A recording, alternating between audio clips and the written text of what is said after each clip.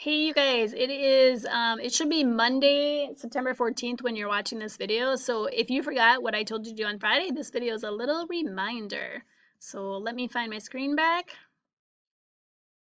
Well, that's not what I meant. Okay, so what you're basically going to do is these sheets. You're going to read one of the stories, School Then and Now. And then what you're also going to do, it kind of looks like this, you guys. So it's on the screen and it's like right here too.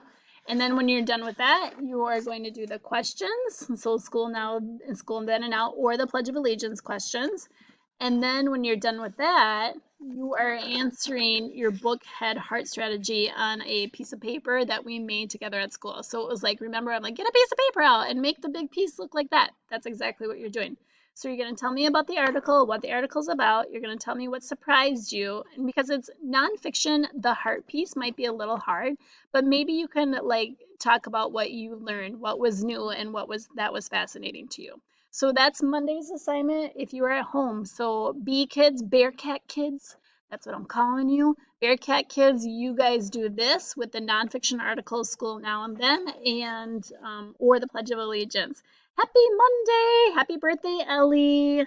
We'll talk about it when you get back on Wednesday.